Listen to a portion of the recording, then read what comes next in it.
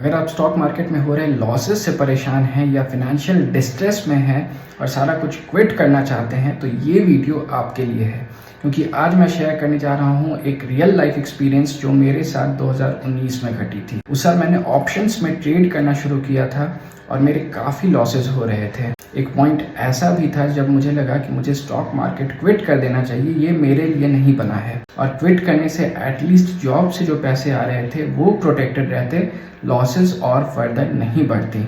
फिर कुछ ही दिनों बाद कंपनी की तरफ से मुझे बिहार के मोतिहारी ज़िले में एक एग्री बिजनेस रिलेटेड कंपनी का विजिट करना था।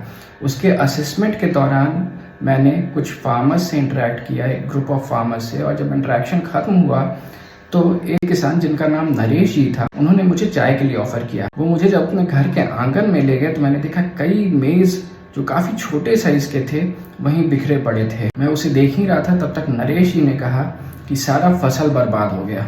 लेकिन किसानी तो यही है, हर रोज़ हम सुबह उठते हैं, खेतों पर जाते हैं, फसल में पानी देते हैं, उर्वरक देते हैं, और जब फसल काटने की बारी आती है तो कभी अचानक से बारिश हो जाए या काफ़ी गर्मी पड़ने लगे तो सारा फसल बर्बाद हो जाता है। और ऐसा ही कुछ इस साल मेज़ के साथ हुआ था। फिर उन्होंने एक लाइन कहा जो मेरे दिमाग में घर कर गया। उन्होंने कहा, किसको दोष दें? बारिश को? उसे दोष देने से क्या होगा?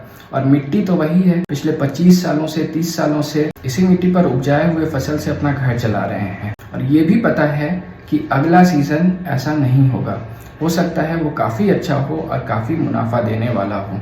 फिर उन्होंने कहा कि एक सीज़न में फसल खराब हो गया तो क्या, किसानी थोड़ी ही छोड़ देंगे। और यही एक लाइन मेरे दिमाग में उस दिन से बस कर रह गया। और मैंने सोचा कि नरेश जी कितने सालों से खेती कर रहे हैं, जहाँ की मैंने अभी कुछ सालों से ही ट्रेडिंग शुरू किया है और अभी हिम्मत हार रहा हूँ। उनकी जो आजीविका है वो पूरी तरह खेती पर डिपेंडेंट है। अगर फसल अच्छी हुई तब उनके घर में खाना अच्छा बनेगा, अगर फसल अच्छी नहीं हुई तो शायद वो भी फाइनेंशियल डिस्ट्रेस में रहेंगे। और मेरे साथ तो एडवांटेज था कि मैं साथ में जॉब भी कर रहा था, तो एक सोर्स ऑफ इनकम तो मेरा फिक्स्ड था।